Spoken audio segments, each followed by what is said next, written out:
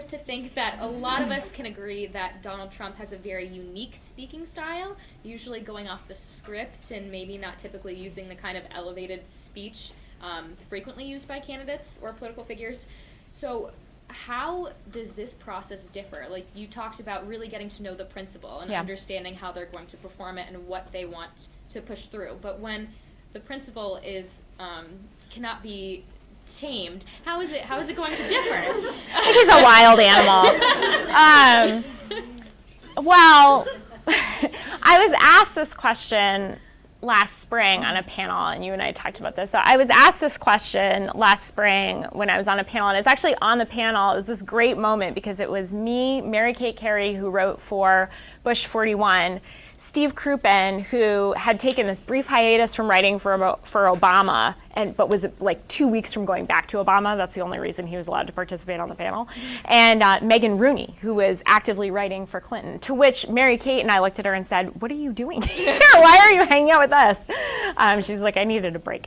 So there was like free water. So we all were on this panel together, and it was when Ted Cruz and Rubio were still in, so everybody could kind of, imagine if Donald Trump in kind of that, like, I don't want to say entertaining way, because I always found him pretty troubling, but, in the way people did, like, really, really. And so someone asked me this question about, does he have a writer, and what does that process look like? And I said that I had actually gotten a call the week before he announced, or 2 weeks before he announced, and it was a friend of mine, it was a former colleague, and they said, "I can't tell you who, but I'm working on a presidential campaign. They haven't announced yet. They're probably going to do that in the next couple of weeks, and I want to know if you'd be interested in speechwriting." I can't tell you who it is, but it's a businessman from New York. And I thought, well, it ain't Bloomberg. And so I said, I really got to tell you, I'm not sure that's the right fit for me. And this is before. This is before anything. I really didn't think it was the right fit after I saw everything. And so the answer is, I don't know what that process looks like. But what I described in the spring, because I tried to envision it, was that it is a process where, there are scripts, there are speeches being written. I don't know how involved he is in the production of them. Good speech writing should be a collaboration between a principal and a writer. It should not be a writer writing a script that then goes on a teleprompter that then you just give, like you've never seen it before, you've rehearsed it twice. My best speech writing experiences, and I would put Palin in this category, which I think surprises a lot of people, is actually sitting side by side with someone and we're editing the draft and you're saying to me, well, that doesn't, I understand what you're trying to get there, but that doesn't really sound like me. I would say it like this, or I really want to make this point. How do we work that into the draft? So it's a very roll up your sleeves, get into the text kind of process. And I just don't work for principals that don't do that.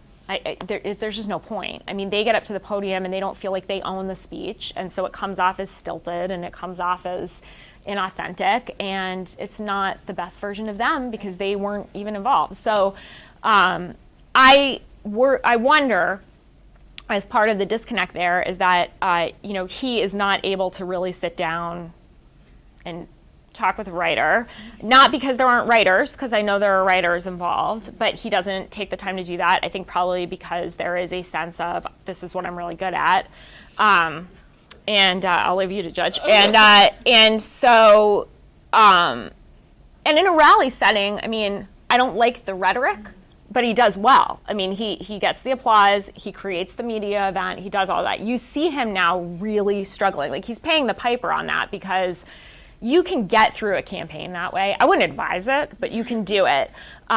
Substance-free, all one-liners, just applause lines, saying some pretty atrocious stuff, which is a whole ethical conversation that's separate from from what we're talking about here. But I think you can make it through a campaign like that. He essentially proved that, but you can't govern that way.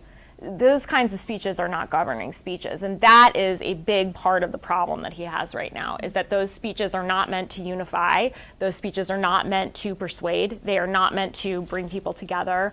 And as a matter of fact, you see people feeling more fractured than ever. And now it's not just about the language, it's about the policies. And so, I don't know what his process looks like, but what I joked about in the spring is that it probably looks like a bunch of writers, fact-checking every last little item. Oh no, let's not say similar. Let's say, like that. Actually like reading it out loud to see how it sounds. And that's at like 7 a.m. That speech exists. And by 8:45, that speech is gone. And he's out there doing whatever it is he does. And they're getting calls in the press shop. Where'd you get that fact? It's an alternative one. Oh, interesting. And there's just like a whole mess, and the speechwriter is sitting there. And, I said there's probably something they use to really push down the feelings.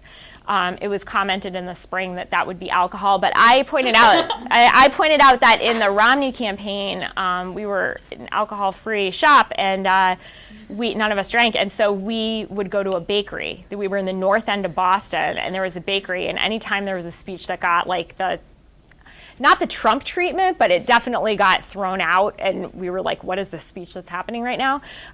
We would go to the bakery, and we would buy, and I'm not ashamed to tell you, it was in excess of $30 worth of cookies per person.